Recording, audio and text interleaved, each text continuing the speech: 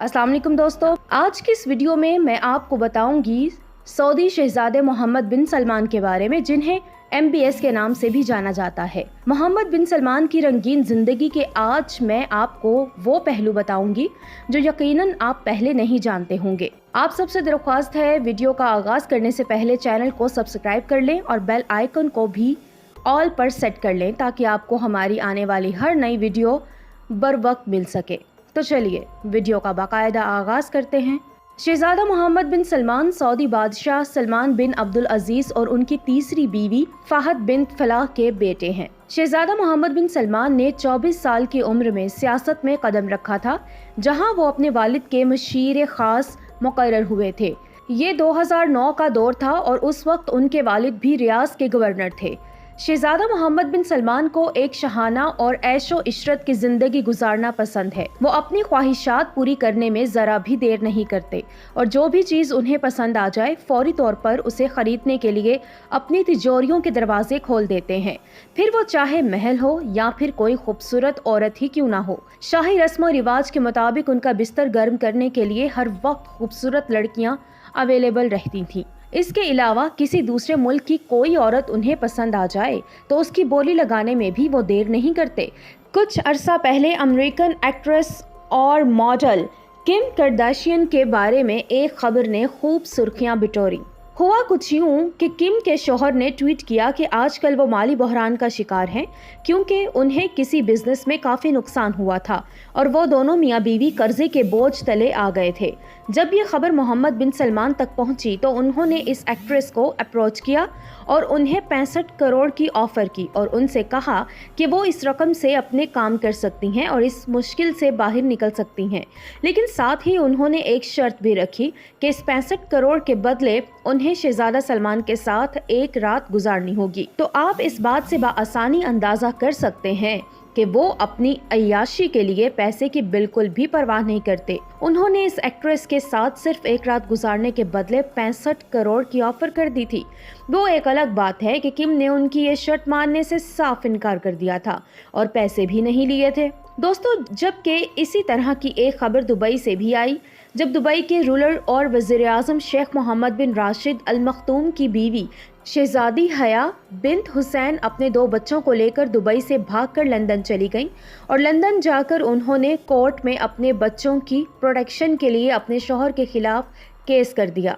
ये 2019 का वाकया है। उनके 2 बच्चे थे, एक बेटा जो इस वक्त 8 साल का था और एक बेटी जो उस वक्त 11 साल की थी। हया बिन्त हुसैन का कोर्ट में कहना था कि दुबई के रूलर उनकी 11 साला बेटी का रिश्ता सऊदी अरब के वली अहद मोहम्मद बिन सलमान के साथ करना चाहते हैं और सिर्फ रिश्ता ही नहीं, दोनों की शादी भी करवाना चाहते हैं।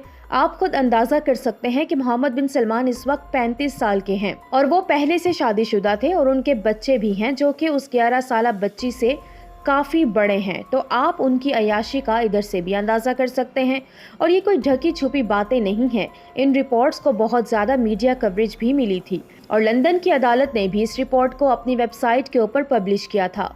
दोस्तों, जबकि दूसरी जानिब कहा जाता है कि पाकिस्तान की मशहूर अदाकाराएं भी मोहम्मद बिन सलमान के बिस्तर की रौनक बन चुकी हैं।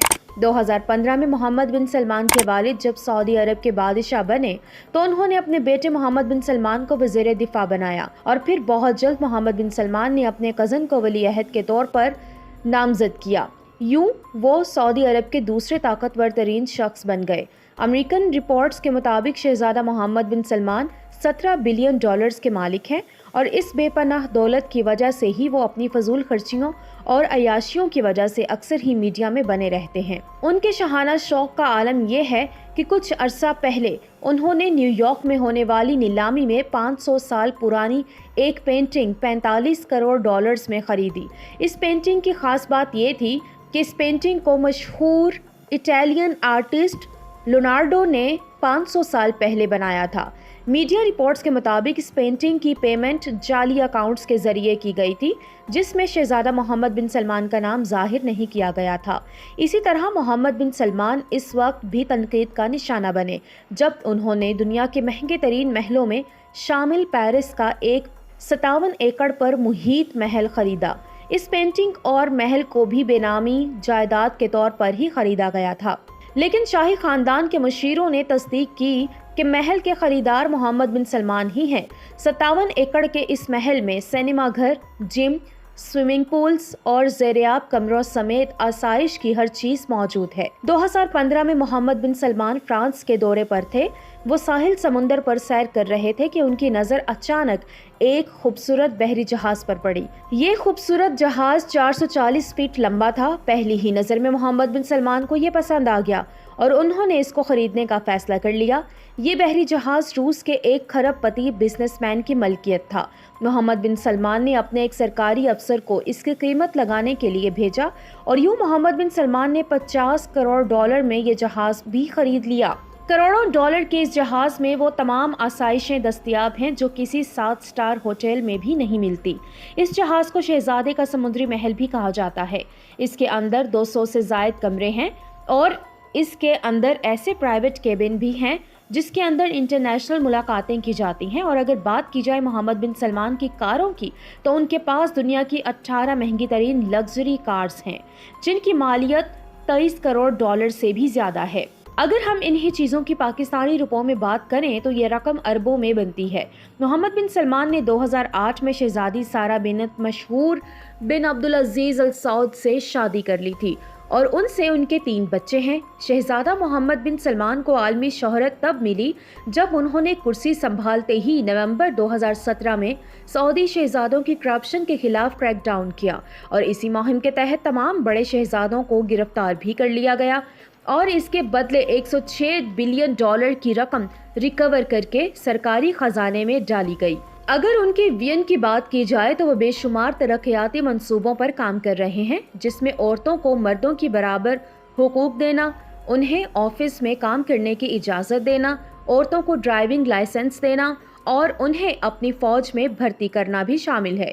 उनका कहना है कि औरतों के लिए अब बुर्का पहनना या हिजाब पहनना भी ज़रूरी नहीं होगा।